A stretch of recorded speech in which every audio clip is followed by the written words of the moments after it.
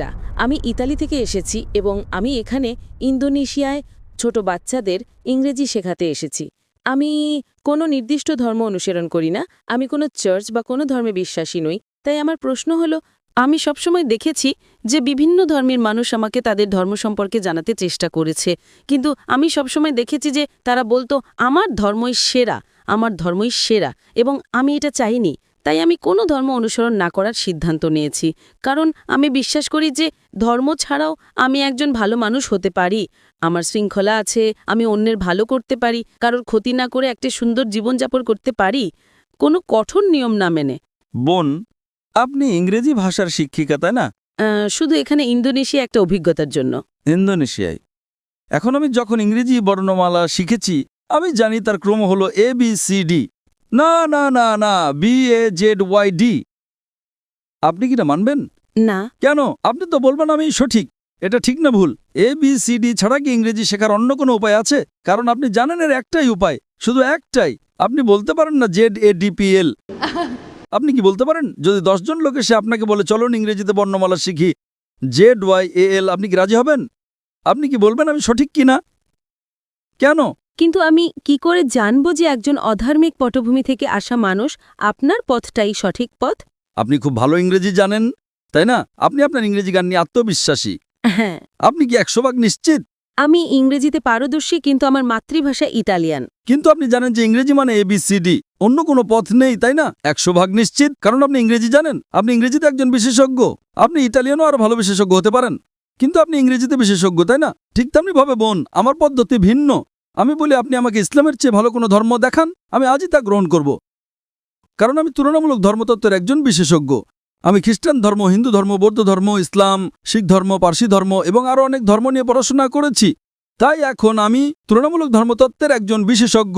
আমি বলছি আপনি আমাকে এর চেয়ে ভালো কোনো ধর্ম দেখান, আমি আজই তা গ্রহণ করব। কিন্তু ধর্মহীনতা সম্পর্কে আপনার কি মত? ঠিক আছে, আপনি আমাকে ধর্মহীনতাকে ইসলামের চেয়ে ভালো প্রমাণ করে দেখান, আমি মেনে নেব। যে কোনো কিছু। আপনি নাস্তিকতাকে ইসলামের চেয়ে ভালো দেখান, আমি মেনে নেব। কমিউনিজম, সমাজতন্ত্র, যা খুশি ইসলামের চেয়ে ভালো প্রমাণ করুন, আমি গ্রহণ করব। যে কোনো কিছু, রাজনীতি বা অরাজনীতিক, আমাকে এর চেয়ে ভালো কিছু দেখান। কোরআনের চেয়ে ভালো কোনো নির্দেশনা গ্রন্থ, আমি তা গ্রহণ করব। না, পলিটিক্স নয়। যে কোনো কিছু, রাজনীতি হোক বা না হোক, আমাকে এর চেয়ে ভালো কিছু দেখান। কোরআনের চেয়ে ভালো কোনো পথ প্রদর্শক গ্রন্থ দেখান, আমি তা গ্রহণ করব। আমি অন্যদের মতো নই, আমি ভিন্ন, কারণ আমি তুলনামূলক ধর্মতত্ত্বের একজন বিশেষজ্ঞ। আপনি কি আমার কথা বুঝতে পারছেন বোন? আপনি শুধু ইংরেজি এবং ইটালিয়ান ভাষায় বিশেষজ্ঞ, আর আমি তুলনামূলক ধর্মতত্ত্বে বিশেষজ্ঞ। এটা আমার বিশেষজ্ঞত্ব। তাহলে আমার কি এটা বলার অধিকার আছে কি না? কিন্তু ধর্ম ছাড়া একটা জীবন সম্পর্কে আপনার কি মত? হ্যাঁ, আমি জানি এটা একটা বিতর্কিত প্রশ্ন, কিন্তু আমি জানতে চাই। আমি আমার জীবনকে এইভাবেই দেখি। ধর্ম ছাড়া জীবন হলো রাডার ছাড়া সমুদ্রে পাড়ি দেওয়া। আপনি জানেন, আপনি রাডার ছাড়া সমুদ্রে নৌকো চালাচ্ছেন, কোনো জিপিএস নেই, স্যাটেলাইট নেই, আর আপনি নৌকো নিয়ে বসে চলেছেন যে কোনো দিকে। আপনি কি উত্তরটা পেয়েছেন? আমি বুঝতে পারছি। হ্যাঁ, আপনি বুঝতে পারছেন। তাই এখন আপনাকে আপনার রাডার বেছে নিতে হবে। আমাকে একটা ধর্ম বেছে নিতে হবে? আপনাকে বেস্ট পথ প্রদর্শক বেছে নিতে হবে। ধরেন ধরেন আপনি অসুস্থ, আপনাকে ডাক্তারের কাছে যেতে হবে, তাই না? নাকি আপনি বলবেন না না, আমি নিজেই চিকিৎসা শিখে নেব? আপনি কি তা করতে পারবেন? হ্যাঁ, আপনি গুগল করে কিছু উত্তর পেতে পারেন, কিন্তু সব উত্তর কি পাবেন? Chat GPT? চ্যাটজিপিটি? চ্যাটজিপিটি কি আপনার অপারেশন করবে? যদি আপনি চ্যাটজিপিটিকে জিজ্ঞেস করেন আপনার হার্টের সমস্যা হয়, না না না না সে না। উত্তর দেবে একজন ডক্টরের কাছে যান। চ্যাটজিপিটিকে জিজ্ঞেস করেন কোন ধর্ম সবচেয়ে বৈধ, যুক্তিকার, বৈজ্ঞানিক, এখানে উত্তর আছে। আপনি কি চ্যাটজিপিটিতে বিশ্বাস করেন? আপনি আটকে গেছেন, আপনি আটকে গেছেন বোন। তাই আমি বলছি এটা আমার এক্সপার্টিজ এরিয়া। আপনার মতো মানুষের সাথে কথা বলে আমার বিশেষজ্ঞত্ব। এটা আমার বিশেষজ্ঞত্ব। আপনি অসুস্থ হলে ডক্টরের কাছে যান, তাই তো? আমি তো নিজেকে অসুস্থ মনে করি না। আমি বলছি না যে আপনি অসুস্থ। না, মানে আমি মনে করি না যে আমি রাডার হারিয়ে ফেলেছি। আমি মনে করি না যে এখন আমার কোনো রাডারের প্রয়োজন আছে। তাই আপনি অসুস্থ হলে ডাক্তারের কাছে যান না, তাই তো? অবশ্যই যাই। ও, তার মানে অসুস্থ হলে আপনার রাডার দরকার। না, কিন্তু ধর্মীয়ভাবে বলতে গেলে আমি নিজেকে পথভ্রষ্ট মনে করি না। কারণ আপনি জানেনই না যে আপনি কি হারাচ্ছেন। আপনি তখনই বুঝবেন যে কিছু হারিয়েছেন যখন জানবেন যে আপনার কি হারানোর ছিল। যদি আপনি না জানেন যে কি হারাচ্ছেন, তাহলে কিভাবে বুঝবেন, তাই না? দেখেন যে ব্যক্তি অজ্ঞ, সে খুব সুখী কিনা। সে ইংরেজি জানে না, কিছুই জানে না, সে খুব সুখী, ঠিক না ভুল? আপনি জানেন না যে আপনি কি হারাচ্ছেন। আমি যে আনন্দ পেয়েছি, আমি নিশ্চিত যে আপনি তা পাননি।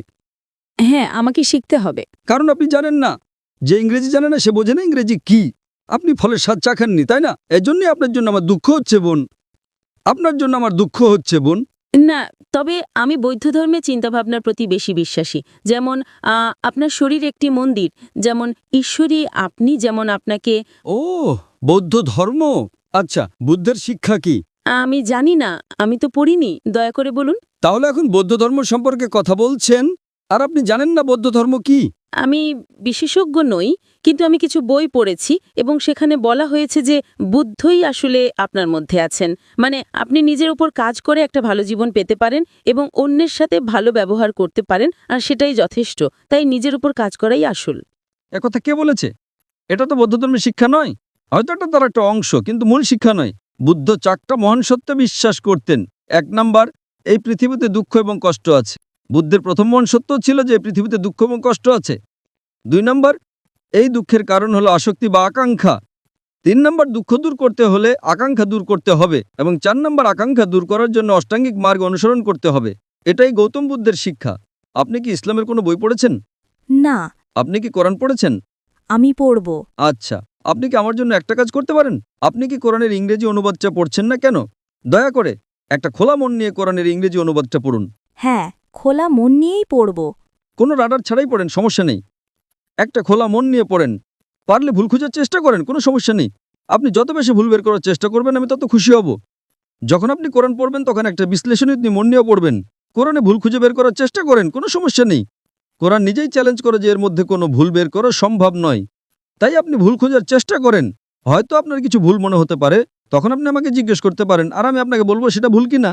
কারণ এটাই আমার এক্সপার্টিজের জায়গা। তাই আপনি যে ভাষায় বোঝেন সেই ভাষায় কোরআন পড়ুন, ইটালীয় বা ইংরেজি। ইংরেজি ভালো হবে। আমি আপনাকে আব্দুল্লাহ ইউসুফ আলীর অনুবাদটা পড়তে অনুরোধ করছি। আমি আয়োজকদের অনুরোধ করব যদি তারা বোনকে একটা কপি ঘম্পি দিতে পারেন। আপনি কি এতে সই করে দেবেন? ইনশাআল্লাহ আমি সাইন করে দেব। ধন্যবাদ। অনুষ্ঠানের শেষে আমি আয়োজকদের অনুরোধ করব যদি আব্দুল্লাহ ইউসুফ আলীর ইংরেজি অনুবাদটা পাওয়া যায়। ইনশাআল্লাহ যদি না পাওয়া যায় আপনি আপনার ঠিকানা ভলেন্টিয়ারদের কাছে দিয়ে যেতে পারেন, আমরা পাঠিয়ে দেব। যদি এখন পাওয়া যায় আমরা এখনই আপনাকে দেব ইনশাআল্লাহ। ঠিক আছে বোন, আপনি এটা পড়ুন এবং আমি আল্লাহর কাছে প্রার্থনা করি যেন তিনি আপনাকে সঠিক পথ দেখান। আপনাকে অনেক ধন্যবাদ। আপনাকেও স্বাগতম বোন।